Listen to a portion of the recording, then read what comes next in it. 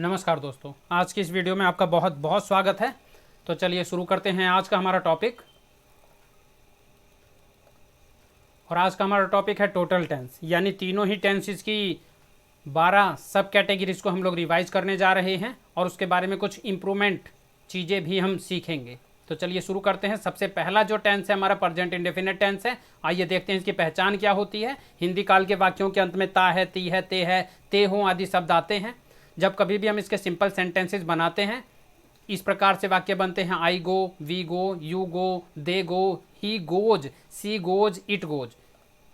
तो इस तरह से हमें पता चलता है कि अगर सब्जेक्ट है आई, वी, यू, दे, तो क्रिया के अंत में, वर्ब के अंत में एस या एस नहीं बढ़ता है। परंतु यदि सब्जेक्ट है ही, सी, इट, तो वर्ब के अंत में एस या एस को बढ़ाया जाता है। ये केवल रिविजनल वाली चीज़ें हैं। जब हम इसके नेगेटिव सेंटेंसेस बनाते हैं तो हम इस प्रकार से बनाते हैं: आई डू नॉट गो, मैं नहीं जाता हूँ; वी डू नॉट गो, हम नहीं जाते हैं; यू डू नॉट गो, तुम नहीं जाते हो; दे डू नॉट गो, वे नहीं जाते हैं; ही डज नॉट गो, वह नहीं जाता है; सी डज नॉट गो, वह नहीं जाती है; इट डज नॉट गो, वह नहीं जाता है। तो इस तरह से एक वचन के कर्ता आई को छोड़कर बाकी सभी के साथ क्रिया की पहली अवस्था से पहले डज नॉट तथा आई और बहुवचन के कर्ता के साथ डू नॉट लगाया जाता है। सरल शब्दों में कहें तो आई, वी, यू, दे, इनके साथ डू नॉट लगाना है, और ही, सी, इट और सिंगुलर नाउन, इनके साथ में हमें डज नॉट लगाना होता है। अब हम प्रश्नवाचक वाक्यों को देखते हैं, वाक्य किस प्रकार से बनते हैं। सबसे पहले इसमें हेल्पिंग वर्ब आ जाती है, जैसे यहाँ पर आई हुई है: do I go, do we go, do you go, do they go, does he go, does she go, does it go. तो इस तरह से हम देखते हैं कि अगर subject I, we, you, they हैं तो हमें डू का प्रयोग करते हुए वाक्य का निर्माण करना है, और अगर सब्जेक्ट ही, सी, इट हैं तो डज का प्रयोग करते हुए वाक्य का निर्माण करना है। दूसरी बात, जैसा हम हर बार बताते हैं, यदि कोई प्रश्न सूचक शब्द WH फैमिली का वर्ड कब, क्यों, कहाँ, कैसे, कौन इत्यादि वाक्य के बीच में हो तो फिर उसकी अंग्रेजी को डू से भी पहले लगा दिया जाता है। और अगली बात, यदि वट यानी क्या शब्द वाक्य के शुरू में हो तो उसकी अंग्रेजी नहीं लगानी है, और यदि क्या शब्द वाक्य के बीच में हो तो उसकी अंग्रेजी को हमें डू से भी पहले लगा देना होता है। तो चलिए आगे बढ़ते हैं और अपने दूसरे टेंस पे आते हैं, पास्ट इंडेफिनिट टेंस। इस काल के वाक्यों के अंत में ता था, ती थी, ते थे, आ, ई, ए आदि शब्द आते हैं। अगर हम सरल रूप में देखें तो इस तरह से वाक्यों का निर्माण होता है। सबसे पहले हम इनमें से कोई सा भी सब्जेक्ट लगा लेंगे और उसकी second form of the verb का हम इस्तेमाल करेंगे, यानी subject plus second form of the verb plus object. यही पास्ट इंडेफिनिट टेंस के सिंपल सेंटेंसेस का ऑर्डर होता है। तो जैसे हम बनाएंगे: I went, we went, you went, they went, he went, she went, it wents. तो प्रत्येक कर्ता के साथ क्रिया की दूसरी अवस्था का प्रयोग किया जाता है। गो की सेकंड फॉर्म होती है वेंट। अब हम आते हैं निषेधात्मक वाक्यों की तरफ, नेगेटिव सेंटेंसेस की तरफ, और हम इसमें देखेंगे कि सभी सब्जेक्ट्स के साथ में डिड नॉट लगाकर क्रिया की पहली अवस्था का इस्तेमाल किया जाता है। जैसे यहां पर किया गया है: I did not go, we did not go, you did not go, they did not go, he did not go, she did not go, it did not go. तो नेगेटिव वाक्य सभी इसी रूप में हमें बना देने होंगे।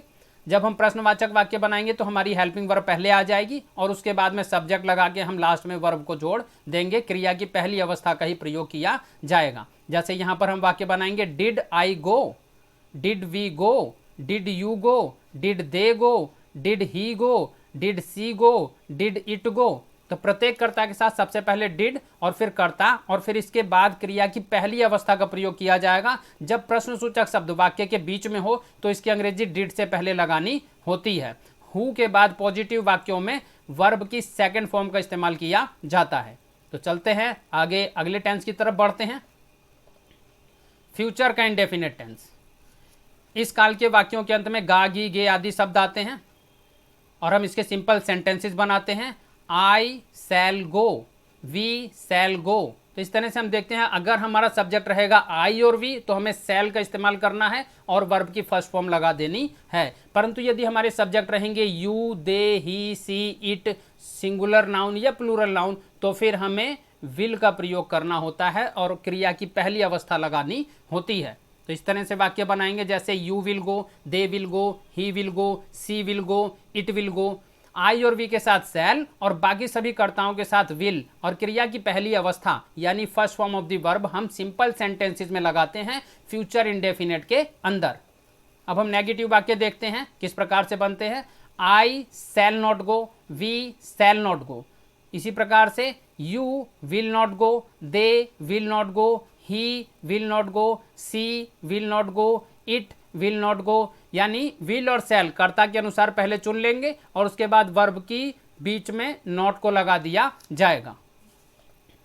जब हम प्रश्नवाचक वाक्य बनाते हैं तो सबसे पहले हमारी हेल्पिंग वर्ब आ जाएगी, जैसे शैल या फिर विल। और फिर जैसे हमें पता ही है कि आई और वी के साथ शैल आता है, बाकी सभी कर्ताओं के साथ विल आता है, तो वही हेल्पिंग वर्ब लगाने के बाद में हमें अपना सब्जेक्ट लगा देना है और लास्ट में क्रिया की पहली अवस्था यानी वर्ब की फर्स्ट फॉर्म हमें लगा देनी होती है। तो वाक्य इस प्रकार से बनते हैं, शैल आई गो, शैल वी गो, या फिर will you go, will they go, will he go, will see go, will it go. तो कर्ता के अनुसार सबसे पहले शैल और विल और फिर सब्जेक्ट यानी कर्ता और फिर इसके बाद क्रिया की पहली अवस्था का प्रयोग हम लोग करते हैं।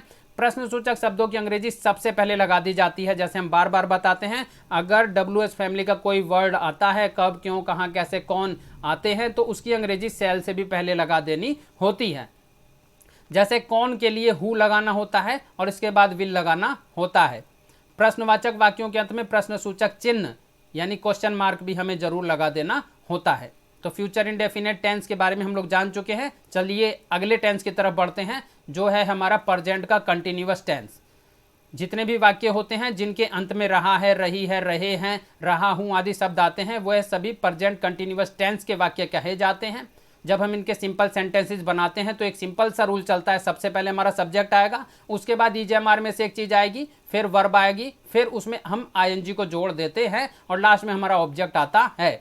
और जैसे हमने बताया कि आई के साथ है एक वचन के कर्ता, उसके साथ में इज, और बहुवचन के कर्ता उसके साथ में आर लगाया जाता है और वर्ब के अंत में आईएनजी को जोड़ दिया जाता है। और सारे के सारे वाक्य इसी रूप में बनते हैं, जैसे I am going, we are going, you are going, they are going, he is going, she is going, it is going. और सबकी हिंदी भी इसी रूप में बनेगी, जैसे वाक्य के अंत में ये शब्द हमने लगाने हैं, रहा है, रही है। तो मैं जा रहा हूँ, हम जा रहे हैं, तुम जा रहे हो, वे जा रहे हैं, वह जा रहा है, वह जा रही है, वह जा रहा है या रही है। तो इस तरह से हम देखते हैं सिंपल वाक्यों की संरचना किस रूप में की जाती है। आइए नेगेटिव की तरफ बढ़ते हैं। इसमें हमें नॉट और लगाना है, बाकी तो सिंपल की तरह ही रहेगा। I am not going, we are not going, you are not going, they are not going, इस रूप में बनेगा। यानी मैं नहीं जा रहा हूं, हम नहीं जा रहे हैं, तुम नहीं जा रहे हो, वे नहीं जा रहे हैं,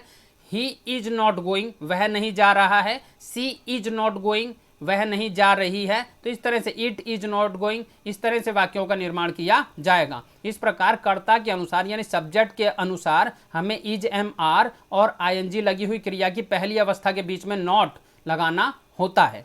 आगे बढ़ते हैं। प्रश्नवाचक वाक्य जब हम बनाएंगे तो सबसे पहले हमारी ईजेएमआर में से कोई हेल्पिंग वर्ब आ जाएगी और उसके बाद हमारा सब्जेक्ट आएगा, उसके बाद हमारी वर्ब आएगी और वर्ब में हमने आईएनजी को जोड़ देना होता है। और अगर वाक्य के अंदर हमें ऑब्जेक्ट दे रखा है तो वो सबसे आखिरी में लगाकर फिर हमें क्वेश्चन मार्क लगा देना होता है। वाक्य कुछ इस प्रकार से बनते हैं, जैसे एम आई गोइंग, क्या मैं जा रहा हूँ, आर वी गोइंग, क्या हम जा रहे हैं, आर यू गोइंग, क्या तुम जा रहे हो, आर दे गोइंग, क्या वे जा रहे हैं, इज ही गोइंग, क्या वह जा रहा है, इज सी गोइंग, क्या वह जा रही है, इज इट गोइंग, क्या वह जा रहा है। तो इस तरह से कर्ता के अनुसार ईजेएमआर का प्रयोग कर लें, फिर सब्जेक्ट लगा ले, फिर वर्ब लगा ले, उसके अंदर आईएनजी जोड़ ले और लास्ट में ऑब्जेक्ट लगाकर क्वेश्चन मार्क लगा देना होता है।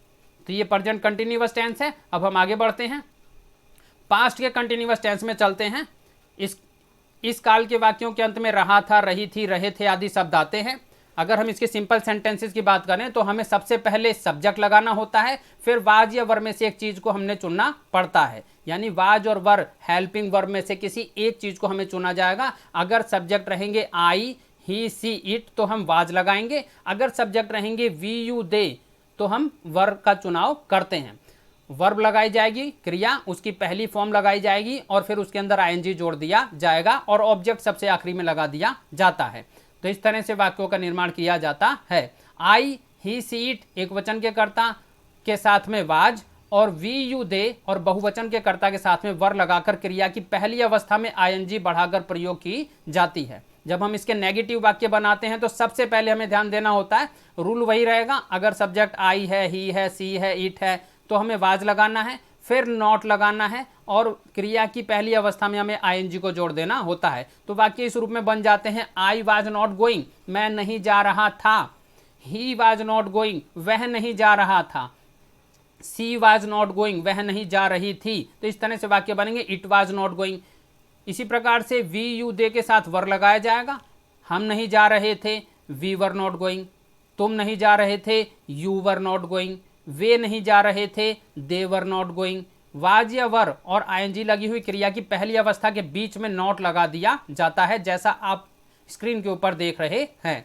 और जब हम इंटेरोगेटिव वाक्य बनाएंगे, प्रश्नवाचक वाक्य बनाएंगे, तो वाज या वर यानी हेल्पिंग वर्ब हमें सबसे पहले लगा देनी है, उसके बाद हमारा सब्जेक्ट आएगा, उसके बाद वर्ब, उसके बाद आईएनजी को लगा दिया जाएगा और लास्ट में ऑब्जेक्ट हम जोड़ देते हैं। तो जैसे यहाँ पर वाक्य बनेंगे, was I going, was he going, was she going, was it going. और जब हम वर के साथ इन चीज़ों को बोलेंगे तो हम बोलेंगे were we going, were you going, were they going. तो इस तरह से, और जितनी भी इनकी हिंदी बनेगी सभी के अंत में रहा था, रही थी शब्द हमें जोड़ने हैं। जैसे मैं बोलूँगा वाज आई गोइंग, क्या मैं जा रहा था। वाज ही गोइंग, क्या वह जा रहा था। वाज सी गोइंग, क्या वह जा रही थी। तो इसी प्रकार से हमने सभी वाक्यों के अंत में रहा था, रही थी शब्द जोड़ने होते हैं। तो कुल मिलाकर हमें वाज या वर लगाना है, फिर सब्जेक्ट लगाना है, फिर वर्ब जोड़नी है, फिर उसमें आईएनजी जोड़कर हमें ऑब्जेक्ट लगा देना होता है। तो पास्ट कंटिन्यूअस टेंस के बारे में हमने थोड़ा सा समझा। अब हम आगे बढ़ते हैं अपने अगले टेंस की तरफ, फ्यूचर कंटिन्यूअस टेंस की तरफ। इस काल के वाक्यों के अंत में रहा होगा, रही होगी, रहे होंगे आदि शब्द आते हैं। जब हम इसके सिंपल सेंटेंसेस बनाते हैं तो सबसे पहले हमें आई और वी के साथ में सेल लगाना है और बाकी सभी सब्जेक्ट के साथ में विल का इस्तेमाल करना होता है। सब्जेक्ट लगाने के बाद, विल और सेल लगाने के बाद हमें सभी वाक्यों में बी शब्द लगाना होता है, उसके बाद वर्ब में आईएनजी को जोड़ देना होता है और लास्ट में हमें ऑब्जेक्ट लगा लेना होता है। तो वाक्य इस रूप में बनेंगे, I shall be going, we shall be going. और ये वाक्य इस रूप में बनेंगे, you will be going, they will be going, he will be going, she will be going, it will be going. और सभी की जब हम हिंदी बोलेंगे तो सभी के अंत में रहा होगा, रही होगी शब्द आएगा। जैसे उदाहरण के लिए, आई शैल बी गोइंग, मैं जा रहा हूँगा। वी शैल बी गोइंग, हम जा रहे होंगे। यू विल बी गोइंग, तुम जा रहे होगे। दे विल बी गोइंग, वे जा रहे होंगे। ही विल बी गोइंग, वह जा रहा होगा। सी विल बी गोइंग, वह जा रही होगी। तो इस तरह से हम देखेंगे कि किस रूप में हमें वाक्य बनाने हैं। कर्ता के अनुसार सबसे पहले शैल बी या विल बी, दोनों में से एक का चुनाव कर लेना है। अगर सब्जेक्ट रहेंगे आई और वी तो हम शैल लगाएंगे, अगर सब्जेक्ट रहेंगे you, they, he, she, it तो हम विल का प्रयोग करेंगे। उसके बाद वर्ब के अंत में आईएनजी जोड़ देंगे और लास्ट में हम ऑब्जेक्ट को लगा देते हैं। आगे बढ़ते हैं। जब हम इसके नेगेटिव सेंटेंसेस बनाएंगे तो आई और वी के साथ शैल लगाना है, फिर नॉट लगाना है, फिर बी लगाना है, फिर वर्ब लगाना है और लास्ट में हमें आईएनजी को जोड़ देना होता है। तो इस रूप में वाक्य बनेंगे, I shall not be going, we shall not be going, कि मैं नहीं जा रहा हूँगा, हम नहीं जा रहे होंगे। और जब हम इन सब्जेक्ट्स के साथ इस बात को कहेंगे तो इस रूप में बोला जाएगा, you will not be going, they will not be going, he will not be going, she will not be going, it will not be going. यानी तुम नहीं जा रहे होगे, वे नहीं जा रहे होंगे, वह नहीं जा रहा होगा, वह नहीं जा रही होगी या वह नहीं जा रहा होगा। शैल और विल कर्ता के अनुसार यानी सब्जेक्ट के ऊपर डिपेंड करते हैं और फिर आईएनजी लगी हुई क्रिया की पहली अवस्था के बीच में हमें नॉट लगा देना होता है, क्योंकि ये नेगेटिव है, हमें नॉट का प्रयोग भी करना है। आगे बढ़ते हैं।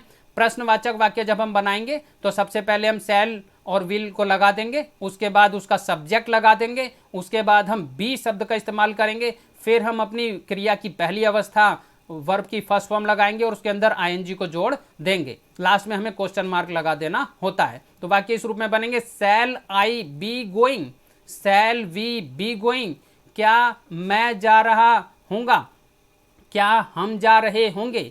और ये वाक्य इस रूप में बनेंगे, विल यू बी गोइंग, क्या तुम जा रहे होगे। विल दे बी गोइंग, क्या वे जा रहे होंगे। विल ही बी गोइंग, क्या वह जा रहा होगा, विल सी बी गोइंग, क्या वह जा रही होगी, विल इट बी गोइंग, क्या वह जा रहा होगा। तो कर्ता के अनुसार विल शैल कर्ता यानी सब्जेक्ट, फिर बी, फिर वर्ब, फिर आईएनजी, फिर ऑब्जेक्ट लगा देना होता है। तो इस तरह से हम देखते हैं कि फ्यूचर कंटिन्यूअस टेंस में हमें क्या क्या करना होता है। अब हम अगले टेंस की तरफ बढ़ते हैं, जो है हमारा प्रेजेंट का परफेक्ट टेंस। इस काल के वाक्यों के अंत में चुका है, चुकी है, चुके हैं, चुके हुए, लिया है, दिया है, किया है आदि शब्द आते हैं। जब कभी भी हम इसके सिंपल सेंटेंसेस बनाते हैं तो सबसे पहले हम देखते हैं कि हमारे सब्जेक्ट्स क्या हैं, उसी के अकॉर्डिंग हमें हेल्पिंग वर्ब हैज या हैव में से किसी एक का चुनाव करना पड़ता है। और नियम यह कहता है कि सबसे पहले सब्जेक्ट आएगा, उसके बाद हैज या हैव में से सब्जेक्ट के अनुसार कोई एक अक्षर चुन लिया जाएगा, उसके बाद क्रिया की तीसरी अवस्था third form of the verb लगाई जाएगी और लास्ट में हमें ऑब्जेक्ट लगाना होता है। आई और बहुवचन के कर्ताओं के साथ में हैव लगाया जाता है और बाकी सभी के साथ में हैज लगाया जाता है, जैसा आप स्क्रीन के ऊपर देख रहे हैं। वाक्य इस रूप में बनेंगे, आई हैव गॉन, मैं जा चुका हूं, वी हैव गॉन, हम जा चुके हैं, यू हैव गॉन, तुम जा चुके हो, दे हैव गॉन, वे जा चुके हैं, या ही हैज गॉन, वह जा चुका है, सी हैज गॉन, वह जा चुकी है, इट हैज गॉन, वह जा चुका है। तो इस तरह से हम देखते हैं सिंपल सेंटेंसेस किस प्रकार से बनेंगे। जब हम नेगेटिव बनाएंगे तो हमें नॉट और लगा देना है, बाकी रूल सिंपल वाले ही रहते हैं। और वाक्य इस रूप में बनेंगे, I have not gone, we have not gone, you have not gone, they have not gone. इसी प्रकार से जब हम इन सब्जेक्ट्स के साथ इस बात को बोलेंगे तो इस रूप में बोला जाएगा, he has not gone, she has not gone, it has not gone. यानी हैज और हैव सब्जेक्ट के अनुसार पहले हम लगा देंगे और फिर क्रिया की तीसरी अवस्था के बीच में नॉट का इस्तेमाल किया जाएगा, जैसा यहाँ पर किया गया है। और जब हम इसके इंटेरोगेटिव सेंटेंसेस बनाएंगे तो सबसे पहले हमारी हेल्पिंग वर्ब हैज या हैव में से किसी एक चीज़ को सब्जेक्ट के अकॉर्डिंग चुन लिया जाएगा। अगर ये वाले सब्जेक्ट रहेंगे आई, वी, यू, दे, तो हम हैव चुन लेंगे। अगर ये वाले सब्जेक्ट रहेंगे ही, सी, इट या सिंगुलर नाउन या किसी का नाम, तो हम हैज लगा देंगे। और फिर क्रिया की तीसरी अवस्था जैसे यहाँ पर देख रहे हैं लगाई जाएगी, लास्ट में क्वेश्चन मार्क लगा दिया जाता है। वाक्य इस रूप में बन जाएंगे हमारे, have I gone, have we gone, have you gone, have they gone. और ये वाले वाक्य इस रूप में बनेंगे, has he gone, has she gone, has it gone. तो कुल मिलाकर कहें तो सब्जेक्ट के अनुसार हैज या हैव का चुनाव हमें करना है, फिर हमें सब्जेक्ट लगा देना है, फिर हमें third form of the verb लगा देनी है। और यदि वाक्य में ऑब्जेक्ट दिया गया है तो लास्ट में ऑब्जेक्ट लगा के हमें क्वेश्चन मार्क लगा देना होता है। तो प्रेजेंट परफेक्ट टेंस के बारे में हमने समझा। अब हम आगे बढ़ते हैं और पास्ट परफेक्ट टेंस के बारे में समझते हैं। इस काल के वाक्यों के अंत में चुका था, चुकी थी, चुके थे, लिया था, किया था, गया था आदि शब्द आते हैं। और जब हम इसके सिंपल सेंटेंसेस बनाते हैं तो यहाँ पर हमारे पास केवल और केवल एक हेल्पिंग वर्ब है, हैड। और सभी सब्जेक्ट्स के साथ में हैड का प्रयोग किया जाता है। सबसे पहले सब्जेक्ट आएगा, उसके बाद हमें हैड लगाना है, उसके बाद third form of the verb का प्रयोग किया जाएगा और लास्ट में ऑब्जेक्ट लगा दिया जाएगा। I had gone, we had gone, you had gone, they had gone, he had gone, she had gone, it had gone. इस प्रकार से वाक्य बनेंगे। हिंदी इसी रूप में बन जाएगी। लास्ट में चुका था, चुकी थी शब्द होने चाहिए, जैसे मैं जा चुका था, हम जा चुके थे, तुम जा चुके थे, वे जा चुके थे, वह जा चुका था, वह जा चुकी थी, वह जा चुका था। प्रत्येक कर्ता के साथ में had plus third form of the verb का इस्तेमाल करना होता है। और जब हम नेगेटिव वाक्य बनाएंगे तो हमें नॉट और लगाना है और बाकी सिंपल की तरह ही वाक्य बनाएंगे। I had not gone, we had not gone, you had not gone, they had not gone, he had not gone, she had not gone, it had not gone. और जब हम प्रश्नवाचक वाक्य बनाएंगे तो हमें सबसे पहले हैड लगा देना है, यानी हेल्पिंग वर्ब सबसे पहले लग जाएगी, उसके बाद में हमारा सब्जेक्ट आएगा, उसके बाद में हमें अपनी third form of the verb लगानी है, उसके बाद हमें अपना ऑब्जेक्ट लगाना होता है और लास्ट में क्वेश्चन मार्क लगा देना होता है। प्रत्येक सब्जेक्ट के साथ में सबसे पहले हमें हैड का चुनाव करना है, फिर सब्जेक्ट लगेंगे, लास्ट में जैसे हमने बताया है कि ऑब्जेक्ट लगाना होता है और फिर क्वेश्चन मार्क लगा देना होता है। और वाक्य इस रूप में बनेंगे, हैड आई गॉन, क्या मैं जा चुका था, हैड वी गॉन, क्या हम जा चुके थे, हैड यू गॉन, क्या तुम जा चुके थे, हैड दे गॉन, क्या वे जा चुके थे, हैड ही गॉन, क्या वह जा चुका था, हैड सी गॉन, क्या वह जा चुकी थी, हैड इट गॉन, क्या वह जा चुका था। तो इस तरह से हमें वाक्य बनाने होते हैं। अब पास्ट परफेक्ट टेंस हो चुका है, आगे बढ़ते हैं। और फ्यूचर परफेक्ट टेंस की तरफ बढ़ते हैं। इस काल के वाक्यों में चुकेगा, चुकेगी, चुकूंगी, चुकोगे आदि शब्द आते हैं। जब हम इसके सिंपल सेंटेंसेस बनाते हैं तो सबसे पहले हम देखेंगे कि सब्जेक्ट क्या है, उसी के अकॉर्डिंग हमें विल या शैल का इस्तेमाल करना होता है। सबसे पहले हमारे सब्जेक्ट आएंगे, उसके बाद विल या शैल आएगा, उसके बाद हैव का इस्तेमाल किया जाएगा, फिर हमें third form of the verb का इस्तेमाल करना है, और अगर ऑब्जेक्ट दे रखा है तो वो इसके बाद में लगा दिया जाएगा। तो इस रूप में हमें वाक्यों का निर्माण करना होता है। अगर सब्जेक्ट है आई और वी तो हम शैल का इस्तेमाल करते हैं। अगर सब्जेक्ट है you, they, he, she, it तो हम विल का इस्तेमाल करते हैं। इस रूप में वाक्य बनेंगे जैसे हम बता रहे हैं, आई शैल हैव गॉन, मैं जा चुका हूँगा। वी शैल हैव गॉन, हम जा चुके होंगे। यू विल हैव गॉन, तुम जा चुके होगे। दे विल हैव गॉन, वे जा चुके होंगे। ही विल हैव गॉन, वह जा चुका होगा। सी विल हैव गॉन, वह जा चुकी होगी। इट विल हैव गॉन, वह जा चुका होगा। तो कुल मिलाकर सब्जेक्ट के अनुसार शैल या विल चुन लेना है, फिर हैव लगाना है, फिर third form of the verb लगा देनी होती है। जब हम इसके नेगेटिव वाक्य बनाएंगे तो रूल वही सिंपल की तरह ही रहेंगे, लेकिन केवल शैल और हैव दोनों के बीच में नॉट जोड़ दिया जाएगा। लास्ट में सभी वाक्यों के हिंदी में चुकेगा, चुकेगी शब्द ही आते हैं। वाक्य इस रूप में बनेंगे, I shall not have gone, we shall not have gone. और ये वाक्य इस रूप में बनेंगे, you will not have gone, they will not have gone, he will not have gone, she will not have gone, it will not have gone. और जब हम इसके प्रश्नवाचक वाक्य बनाएंगे तो सबसे पहले हम अपनी हेल्पिंग वर्ब लगा देंगे शैल या विल में से सब्जेक्ट के अकॉर्डिंग। अगर आई और वी रहेगा तो शैल, you, they, he, she, it रहेगा तो विल का प्रयोग करना है। और वाक्य इस रूप में बनेंगे, शैल आई हैव गॉन, क्या मैं जा चुका हूँगा। शैल वी हैव गॉन, क्या हम जा चुके होंगे। विल यू हैव गॉन, क्या तुम जा चुके होगे। विल दे हैव गॉन, क्या वे जा चुके होंगे। विल ही हैव गॉन, क्या वह जा चुका होगा। विल सी हैज गॉन, क्या वह जा चुकी होगी। विल इट हैव गॉन, क्या वह जा चुका होगा। तो जैसा आप स्क्रीन पर देख रहे हैं, सबसे पहले विल शैल लगाएंगे, फिर सब्जेक्ट लगाएंगे, फिर हैव लगाएंगे, फिर third form of the verb लगाएंगे। लास्ट में अगर ऑब्जेक्ट दे रखा है तो वो लगाकर क्वेश्चन मार्क लगा दिया जाएगा। आगे बढ़ते हैं अपने अगले टेंस की तरफ, जो है हमारा प्रेजेंट का परफेक्ट कंटिन्यूअस टेंस। इस काल के वाक्यों के अंत में रहा है, रही है, रहे हैं, रहा हूं, रहा, रही हूं, रहे हो आदि शब्द आते हैं और काम के जारी रहने का समय दिया गया होता है। जब हम इसमें वाक्य बनाते हैं तो हमें ध्यान रखना होता है, सबसे पहले हमारे सब्जेक्ट आएंगे, उसके बाद हमें हैव लगाना है या फिर हैज लगाना होता है, और फिर हमें बीन लगानी है, उसके बाद वर्ब लगाना है, फिर आईएनजी लगाना है, फिर ऑब्जेक्ट लगाना है, फिर सिंस और फोर लगाना है। ये जो हेल्पिंग वर्ब है जाएगी या हैव आएगा यहाँ पर, ये इस चीज़ के ऊपर निर्भर करता है कि सब्जेक्ट क्या है। अगर हमारे सब्जेक्ट रहेंगे आई, वी, यू, दे, जैसे ऊपर दिखाया गया है, तो हम हैव का चुनाव करते हैं। और अगर सब्जेक्ट हमारे रहेंगे ही, सी, इट, तो हम यहाँ पर हैज लगा देते हैं। और जो सबसे आखिरी में दिखाया गया है कि सिंस और फोर लगाना है, तो सिंस पॉइंट ऑफ टाइम के लिए लगाया जाता है, निश्चित समय के लिए लगाया जाता है, और फोर पीरियड ऑफ टाइम के लिए लगाया जाता है, अनिश्चित समय के लिए लगाया जाता है। क्रम इसी रूप में रहेगा सिंपल वाक्यों का। सारे ही वाक्यों में सब्जेक्ट सबसे पहले, फिर हैज या हैव, फिर बीन, फिर वर्ब, फिर आईएनजी, फिर ऑब्जेक्ट, और लास्ट में सिंस या फोर का इस्तेमाल करते हुए हमें टाइम को अटैच कर देना होता है। तो वाक्य इस रूप में बनेगा, I have been going, we have been going, you have been going, they have been going, he has been going, she has been going, it has been going। और जब हम नेगेटिव बनाएंगे तो जैसा ऊपर भी दिखाया गया, केवल नॉट शब्द और लगा दिया जाता है, बाकी रूल सिंपल की तरह ही रहेंगे।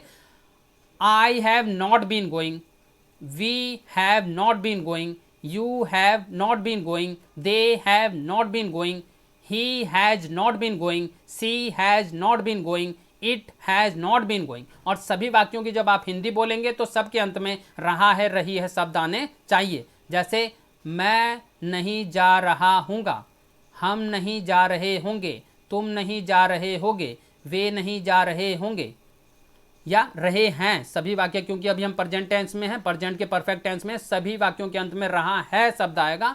है, मैं नहीं जा रहा हूँ, हम नहीं जा रहे हैं, तुम नहीं जा रहे हो, वे नहीं जा रहे हैं। इस प्रकार से वह नहीं जा रहा है, वह नहीं जा रही है, वह नहीं जा रहा है, इस प्रकार से वाक्य हमने बनाने हैं। जब हम प्रश्नवाचक वाक्य बनाएंगे तो सबसे पहले हैव का इस्तेमाल हम कर देंगे, यानी हेल्पिंग वर्ब यहाँ पर भी सबसे पहले आ जाएगी। उसके बाद हमारा सब्जेक्ट आ जाएगा आई वी यू दे जो भी है, और फिर बीन लगाकर वर्ब के अंत में आईएनजी लगानी होती है। उसके बाद हमें ऑब्जेक्ट लगा देना है आखिरी में और क्वेश्चन मार्क लगा देना होता है। अगर समय दिया गया है तो सिंस और फोर से उसे अटैच कर देना होता है। और अगर हमारे सब्जेक्ट ही सी इट है तो हमें हैज लगाना है, अगर हमारे subject I we you they हैं तो हमें हैव लगा देना होता है। तो आप देखेंगे वाक्य किस रूप में बनेंगे, हिंदी और इंग्लिश हम दोनों बोलते हैं। हैव आई बीन गोइंग, क्या मैं जा रहा हूँ। हैव वी बीन गोइंग, क्या हम जा रहे हैं। हैव यू बीन गोइंग, क्या तुम जा रहे हो। हैव दे बीन गोइंग, क्या वे जा रहे हैं। इसी प्रकार से हैज ही बीन गोइंग, क्या वह जा रहा है। हैज सी बीन गोइंग, क्या वह जा रही है। हैज इट बीन गोइंग, क्या वह जा रहा है। तो आप देखेंगे सबसे पहले हैज या हैव, फिर सब्जेक्ट, उसके बाद बीन, उसके बाद वर्ब, उसके अंदर हमें जोड़नी है आईएनजी, और अगर वाक्य में ऑब्जेक्ट दे रखा है तो वो लगाकर फिर सिंस और फोर हमें लगाना होता है। तो present perfect tense, continuous tense के बारे में हमने थोड़ा समझा। अब हम अगले टेंस की तरफ बढ़ते हैं, जो है हमारा पास्ट का परफेक्ट कंटिन्यूअस टेंस। इस काल के वाक्यों के अंत में रहा था, रही थी, रहे थे आदि शब्द आते हैं और काम के जारी रहने का समय दिया गया रहता है। I had been going, we had been going, you had been going, they had been going, he had been going, she had been going, it had been going. यानी आप समझे, सबसे पहले हमें सब्जेक्ट लगा देना है, उसके बाद हैड, उसके बाद बीन, उसके बाद वर्ब, और उसके अंदर हमें आईएनजी को जोड़ देना होता है। नियम यह कहता है कि सब्जेक्ट, हैड, बीन, वर्ब में आईएनजी को जोड़ा जाना, फिर ऑब्जेक्ट, और फिर वही सिंस और फोर में से किसी एक चीज़ का चुनाव करना है। हमारे टाइम को वाक्य में अटैच करने के लिए पॉइंट ऑफ टाइम के लिए सिंस और पीरियड ऑफ टाइम के लिए फोर लगाया जाता है। नेगेटिव वाक्यों में नॉट और लगेगा, बाकी रूल सिंपल की तरह ही रहेंगे। I had not been going, मैं नहीं जा रहा था। We had not been going, हम नहीं जा रहे थे। You had not been going, तुम नहीं जा रहे थे। They had not been going, वे नहीं जा रहे थे। He had not been going, वह नहीं जा रहा था। She had not been going, वह नहीं जा रही थी। It had not been going, वह नहीं जा रहा था। तो इस तरह से देखेंगे, सबसे पहले सब्जेक्ट, फिर हैड, फिर नॉट, फिर बीन, फिर वर्ब, फिर आईएनजी, फिर ऑब्जेक्ट, फिर सिंस और फोर का इस्तेमाल किया जाता है। जब हम इसके इंटेरोगेटिव वाक्य बनाते हैं, प्रश्नवाचक वाक्य बनाते हैं, तो सबसे पहले हमें हैड लगा देना होता है, उसके बाद हमें अपना सब्जेक्ट लगाना होता है, जैसे यहाँ पर आप देख रहे हैं। उसके बाद बीन लगाना है और फिर वर्ब के अंत में आईएनजी को बढ़ाना होता है। तो देखेंगे इन वाक्यों को इस रूप में बनाया जाएगा। हैड आई बीन गोइंग, क्या मैं जा रहा था। हैड वी बीन गोइंग, क्या हम जा रहे थे। हैड यू बीन गोइंग, क्या तुम जा रहे थे। हैड दे बीन गोइंग, क्या वे जा रहे थे। हैड ही बीन गोइंग, क्या वह जा रहा था। हैड सी बीन गोइंग, क्या वह जा रही थी। हैड इट बीन गोइंग, क्या वह जा रहा था। तो हैड, फिर सब्जेक्ट, फिर बीन, फिर वर्ब, फिर आईएनजी, फिर ऑब्जेक्ट, और फिर सिंस और फोर लगा के क्वेश्चन मार्क लगा देना होता है। तो पास्ट परफेक्ट कंटिन्यूअस टेंस के बारे में थोड़ा सा हमने समझा। अब हम आगे बढ़ते हैं अपने आखिरी टेंस की तरफ, फ्यूचर के परफेक्ट कंटिन्यूअस टेंस की तरफ। इस काल के वाक्यों के अंत में रहेगा, रहेगी, रहा होगा, रही होगी, रहे होंगे, रहा हूँगा आदि शब्द आते हैं और काम के जारी रहने का समय भी दिया गया होता है। सबसे पहले हमें देखना है इसका रूल क्या होता है। सबसे पहले हमें सब्जेक्ट लगाना है, फिर विल और शैल के अनुसार एक चीज़ को चुन लेनी है। अगर सब्जेक्ट रहेंगे आई और वी तो फिर हम शैल लगाएंगे। अगर सब्जेक्ट रहेंगे you, they, he, she, it, singular noun, plural noun या किसी का नाम, तो फिर हमें विल लगा देना होता है। सारे ही वाक्यों में हैव लगाया जाएगा, फिर बीन लगाएंगे, फिर वर्ब लगाएंगे। वर्ब की फर्स्ट फॉर्म में हमें आईएनजी को जोड़ देना है, फिर हमें ऑब्जेक्ट लगा देना है और फिर टाइम को अटैच करने के लिए सिंस या फोर में से किसी एक चीज़ का चुनाव करना होता है।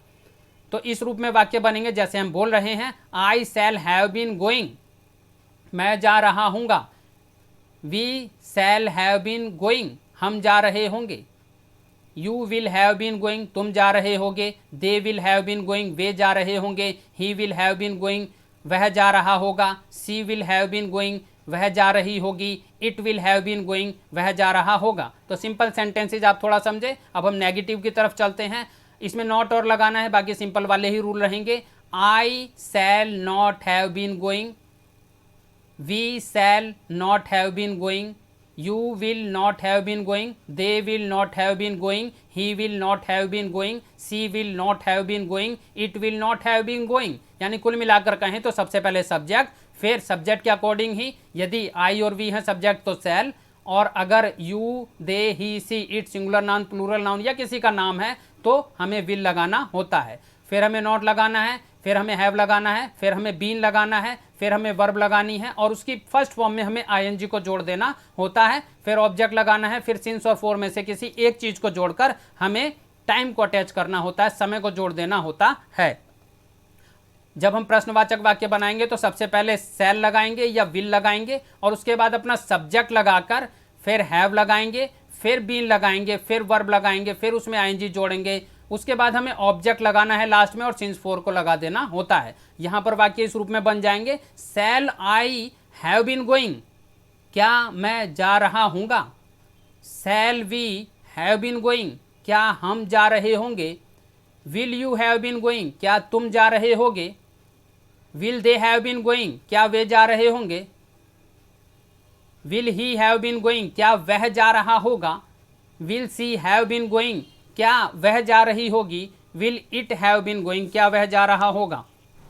तो जैसा हमने बताया सबसे पहले विल या शैल लगाना है, उसके बाद सब्जेक्ट, उसके बाद हैव, उसके बाद बीन, उसके बाद वर्ब, उसके बाद आईएनजी, उसके बाद ऑब्जेक्ट और लास्ट में हमें सिंस या फॉर लगा देना होता है और क्वेश्चन मार्क लगाना है। WH फैमिली का अगर कोई वर्ड आता है प्रश्नवाचक वाक्यों में किसी भी टेंस के तो उसे हेल्पिंग वर्ब से पहले लगा देना होता है। WH फैमिली का मतलब कब, क्यों, कब, क्यों, कहाँ, कैसे, कौन, क्या, किसका इत्यादि शब्द।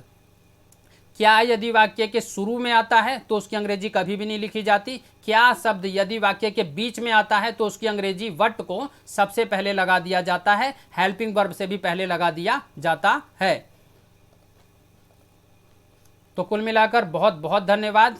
बहुत से कम समय में हमने बहुत तेज़ी से सभी वाक्यों की प्रेजेंटेशंस को आपके सामने प्रस्तुत किया है। यह केवल रिवाइज करने के उद्देश्य से थी। यदि आप फिर भी ध्यान से एक एक टेंस को डीपली समझना चाहते हैं तो चैनल के ऊपर बहुत सारी वीडियो, लगभग सभी टेंसेस की वीडियो उपलब्ध है। आप वहां से उन वीडियोस को पूरा डीपली रिवाइज करें, संबंधित एक्सरसाइज को पूरा करें। एक दिन में अंग्रेजी नहीं सीखी जाती है, यह एक लंबे समय तक किए जाने वाले प्रयासों का परिणाम होता है कि हम किसी एक भाषा के अंदर थोड़ा सा अभ्यस्त हो जाते हैं। तो आज की वीडियो देखने के लिए बहुत बहुत धन्यवाद।